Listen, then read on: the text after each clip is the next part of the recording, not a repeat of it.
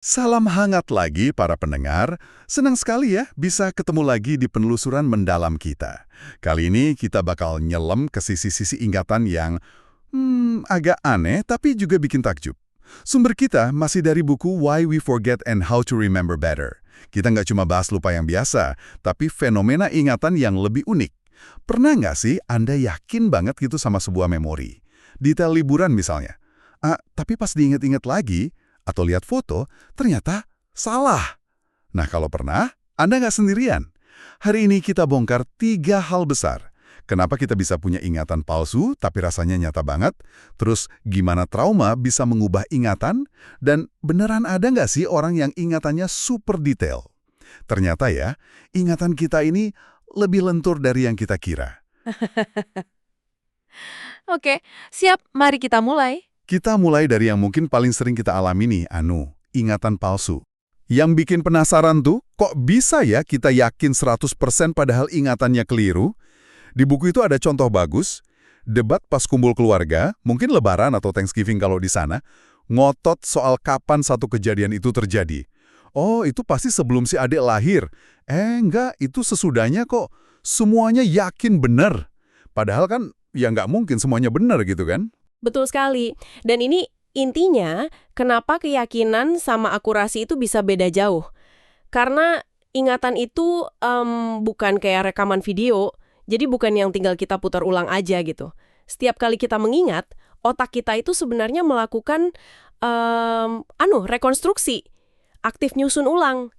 Bayangin aja kayak nyusun puzzle, kepingannya informasi yang tersimpan. Kadang ada yang hilang, kadang ada yang rusak. Terus otak kita coba ngisi celah itu biar ceritanya nyambung, biar masuk akal, jadi dinamis banget prosesnya. Oh, jadi bukan pasif nyimpen data aja ya? Bukan, ada eksperimen bagus buat nunjukin ini. Namanya paradigma DRM. Peserta dikasih daftar kata yang nyambung. Misalnya, kasur, bantal, guling, mimpi, ngantuk. Nah, pas dites lagi disuruh ingat kata-katanya, banyak yang yakin banget ada kata tidur di daftar itu. Padahal kata tidur nggak pernah disebut. Loh, kok bisa? Karena otak kita nangkep intisarinya. Tema besarnya kan soal tidur. Jadi dia otomatis nambahin kata kunci yang paling pas. Otak kita tuh emang mesin pembuat makna, bukan cuma perekam. Dia bisa nyiptain detail kalau dirasa cocok sama pola. Pantesan ya, ingatan palsu sering terasa logis buat kita. Makanya gitu. Wah, ini nih yang bikin kaget dari sumbernya. Berarti ingatan kita rentan banget sama sugesti dari luar dong. Kayak studi klasik Elizabeth Loftus itu kan, yang soal kecelakaan mobil. Iya, yang itu. Peserta nonton video simulasi kecelakaan. Kalau ditanya, seberapa cepat mobilnya pas nabrak, jawabannya lebih kenceng daripada yang ditanya pakai kata nyenggol. Cuma ganti satu kata aja, ingatannya bisa beda. Betul. Pengaruh kata-kata itu kuat. Bahkan, ada yang lebih gila lagi loh, eksperimen balon udara panas. Peneliti sampai ngedit foto masa kecil peserta, seolah-olah mereka pernah naik balon udara, padahal nggak pernah sama sekali. Wah, itu gimana ceritanya? Ya, setelah beberapa kali wawancara yang ngasih sugesti halus gitu, separuh peserta mulai ingat kejadian naik balon udara itu.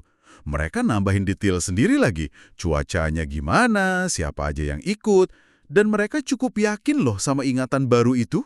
Luar biasa ya kelenturan memori itu. Yang lebih seru lagi, kita ternyata bisa jadi sumber misinformasi buat diri sendiri. Kalau sering bohong soal sesuatu, atau bahkan cuma sering ngebayangin skenario lain, lama-lama imajinasi itu bisa kerasa kayak beneran terjadi. Pernah nggak sih Anda ngerasa gitu? Yakin udah ngelakuin A, padahal baru kepikiran doang. Pikiran kita sendiri. Dan ini nyambung juga ke fenomena flashbulb memories, ingatan kilat. Oh iya, ingatan yang super jelas itu ya? Pas momen-momen penting atau mengejutkan? Betul, kayak pas dengar berita 911 atau mungkin gempa besar di sini, rasanya tuh detil banget, hidup kayak tercetak di otak. Kita yakin banget itu akurat. Tapi ternyata, Nah, penelitian justru bilang sebaliknya. Studi Neisser dan Hart soal ingatan orang tentang ledakan Challenger itu bukti kuat. Mereka catat ingatan orang pasca kejadian, terus ditanya lagi bertahun-tahun kemudian. Hasilnya, walaupun orangnya yakin seyakin-yakinnya ingatan mereka presisi, detail ceritanya banyak yang beda dari catatan awal mereka. Jadi, lagi-lagi, yakin bukan berarti akurat ya, bahkan untuk kejadian seemosional itu. Persis. Kenapa bisa gitu? Salah satunya karena rehearsal, pengulangan cerita. Tiap kita cerita ulang atau mikirin lagi kejadian itu, memang rasa yakinnya makin kuat. Tapi di saat yang sama, itu kayak buka celah buat kontaminasi. Kontaminasi gimana maksudnya? Iya, detailnya salah atau kita nggak sadar gabungin info dari sumber lain, dari berita, dari cerita teman, masuk ke memori asli kita. Terus ada juga weapon focus effect. Kalau ada senjata pas kejadian kriminal, saksi mata cenderung fokus ke senjatanya. Akibatnya? Ingatan detail lain kayak muka pelaku jadi kabur. Ini nunjukin emosi kuat pun nggak bikin kita rekam semuanya sempurna. Fokus kita terbatas. Oke, jelas banget ya. Ingatan kita bisa ngaco. Sumbernya ngasih saran bagus nih. Kita perlu sedikit lebih waspada sama ingatan kita sendiri. Apalagi yang penting. Coba deh sesekali tanya ke diri sendiri. Ini familiar karena beneran ngalamin atau karena sering dengar aja? Detailnya nyambung nggak sih? Masuk akal nggak saya ingat sejelas ini? Kayak cek fakta ke memori sendiri gitulah. Betul, semacam metakognisi tentang memori kita. Nah, dari ingatan yang bisa keliru, kita geser dikit nih. Gimana kalau ingatan itu dibentuk sama pengalaman yang, kuat banget sampai kayak ninggalin bekas? Ingatan kita nggak cuma bisa salah, tapi juga dipengaruhi banget sama emosi intens, khususnya trauma. Kita masuk ke PTSD, Post Traumatic Stress Disorder. Gangguan stres pasca trauma ya. Kondisi ini kaitannya erat banget sama cara kerja memori. William James pernah bilang, kesan emosional yang kuat itu bisa kayak ninggalin bekas luka di otak. Pas banget kutipannya. Ada studi menarik di sumber kita dari Dr. McKinnon. Beliau meneliti penumpang pesawat Air Transat. Oh, yang hampir jatuh di Atlantik itu ya? Iya yang itu. Mesinnya mati, tapi ajaibnya bisa mendarat darurat. Ini kesempatan langka buat pelajari dampak trauma kolektif. Semua penumpang ngalamin hal yang sama persis di waktu yang sama. Terus, apa temuannya? Nah, ini yang menarik. Kalau soal kejelasan atau akurasi ingatan kejadiannya sendiri, ternyata nggak banyak beda antara penumpang yang kena PTSD sama yang enggak. Loh, terus bedanya di mana? Bedanya justru di kontrol mereka pas cerita ulang. Mereka yang kena PTSD itu cenderung lebih banyak nyeletuk komentar sampingan yang nggak relevan, detail tambahan yang nggak diminta, sering ngulang-ngulang bagian cerita. Jadi kayak susah ngendaliin alur ceritanya gitu. Persis, seolah keran ingatannya susah ditutup atau diatur, susah fokus ke inti pengalaman traumatisnya. Ingatannya jadi terasa lebih pecah-pecah, lompat-lompat, susah dikendalikan. Wah, ini nyambung banget sama gejala inti PTSD yang sering kita dengar, ingatan intrusif. Intrusive memories, ya. Demon bukan sekedar ingat biasa, tapi kayak diserbu kenangan yang muncul tiba-tiba, nggak diundang. Seringnya detail banget, sensoriknya, gambar, suara, bau dari trauma itu. Dan ganggu banget aktivitas. Betul. Dan penting dicatat juga ingatan intrusif ini sebenarnya cukup umum loh setelah trauma. Nggak cuma di PTSD. Satu studi nunjukin 75% korban kecelakaan mobil ngalamin ini di minggu-minggu awal. Oke, jadi nggak otomatis PTSD ya? Nggak otomatis. Masalah ingatan di PTSD ini juga sering nyambung ke gangguan tidur. Mimpi buruk yang jelas banget berulang soal traumanya. Iya, itu juga sering disebut. Dia gagal ngejalanin fungsi normalnya buat nyaring dan ngeredam muatan emosi sama detail sensorik mentah dari memori baru. Normalnya kan, tidur itu bantu mendinginkan emosi dari ingatan, biar besoknya nggak terlalu sakit lagi pas diingat.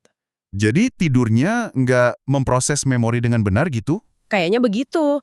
Kegagalan fungsi tidur ini diduga bikin mimpi buruknya intens, dan juga bikin ada flashback pas lagi bangun.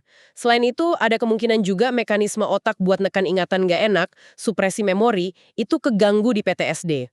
Makanya susah buat ngabaikan atau nyingkirin ingatan traumatis yang muncul terus. Jadi, memandang PTSD sebagai gangguan memori itu penting ya? Penting banget, karena itu buka jalan buat perawatan yang fokusnya ke memori. Terapi perilaku khusus, atau obat-obatan mungkin? Oke, jelas. Kita udah lihat, ingatan bisa salah, bisa terluka. Sekarang, kita lompat ke sisi lain spektrum. Gimana sama orang yang ingatannya malah luar biasa? Kayak superpower gitu. Sumber kita nyebut Jill Price. Dia bilang, tiap lihat tanggal, saya otomatis balik ke hari itu. Kebayang nggak sih? Ingat detail apa yang Anda lakuin, rasain, cuacanya gimana, di tanggal spesifik belasan tahun lalu. Otomatis pula. Sebelum ke sana, kita lurusin satu mitos dulu ya, soal ingatan fotografis. Ah ya, itu sering banget didengar. ide orang bisa lihat sekilas terus ingat detailnya sempurna selamanya, itu bukti ilmiah kuatnya belum ada. Yang paling dekat mungkin eidetic memory. Itu beda lagi. Beda. Itu lebih kayak after image visual yang jelas banget, tapi cuma tahan beberapa detik atau menit. Cukup buat baca ulang detailnya dari bayangan itu, tapi ya cepet pudar. Lebih sering di anak-anak. Oke, jadi bukan fotografis. Nah, yang dialami Jill Price ini namanya apa? Namanya Highly Superior Autobiographical Memory, HSAM. Ini bukan sekedar ingatan bagus. Ini kemampuan ngakses ingatan pengalaman pribadi, autobiografis, yang detail banget dan akurat. Cuma dipicu tanggal tertentu. Dan kuncinya, otomatis tanpa usaha sadar. Beda ya sama juara memori yang latihan pakai teknik mnemonic? Beda banget. Mereka kan perlu usaha, perlu strategi, ngapalin urutan kartu atau angka. Orang HSAM ini kayaknya nggak pakai trik apa-apa. Ingatannya muncul gitu aja. Kalau gitu, apa ada bedanya di otak mereka? Secara fisik gitu, apa mereka ini jenis orang yang beda sama sekali? Pertanyaan bagus. Sejauh ini sih penelitian nunjukin ada beda, tapi cenderung halus. Nggak drastis kayak kasus amnesia parah gitu.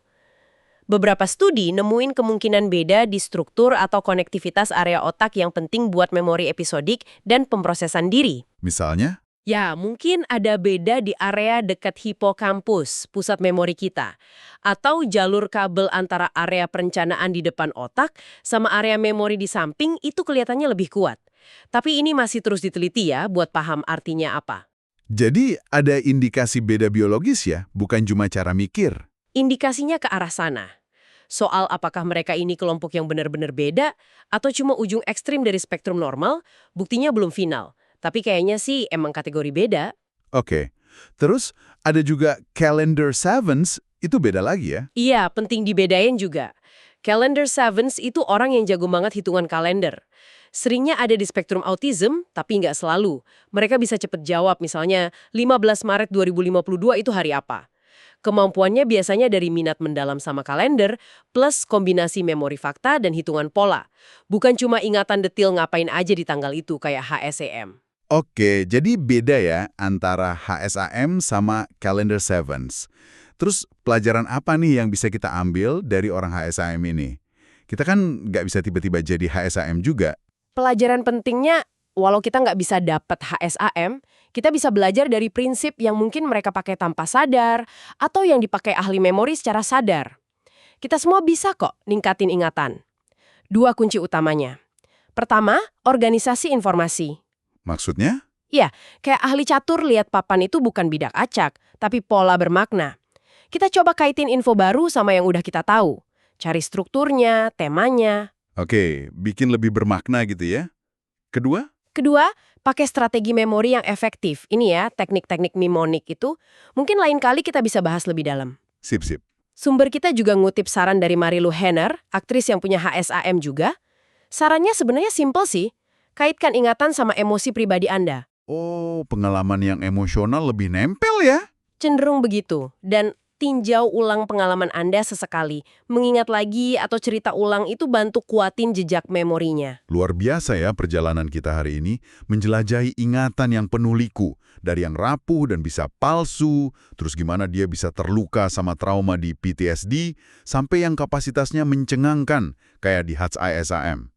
Kompleks banget ya cara kerja memori kita. Tepat sekali.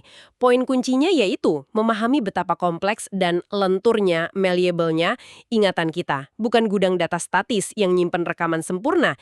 Ingatan itu sistem yang hidup, dinamis, terus dibentuk sama perhatian kita, emosi, proses rekonstruksi tiap kita ingat, bahkan sugesti halus dari luar atau dari pikiran sendiri. Nah, sebagai penutup nih, saya mau lempar satu pertanyaan buat Anda renungkan. Mengingat betapa plastisnya ingatan kita, bisa salah, bisa kena distorsi trauma, tapi bisa juga super detil. Gimana caranya kita bisa lebih bijak? Bijak dalam membentuk, percaya, dan pakai kenangan kita sendiri ke depannya. Atau kita balik deh mikirnya. Kalau punya ingatan super kayak HSAM itu ternyata bisa jadi beban emosional buat sebagian orang, seberapa berharga sih sebenarnya kemampuan normal kita buat melupakan? Menarik itu. Mungkin lupa bukan kelemahan ya, tapi justru fitur penting dari sistem memori kita. Sesuatu untuk direnungkan. Oke, terima kasih banyak Anda sudah bergabung dalam penelusuran mendalam kita kali ini. Semoga obrolan ini kasih wawasan baru ya. Sampai jumpa lagi.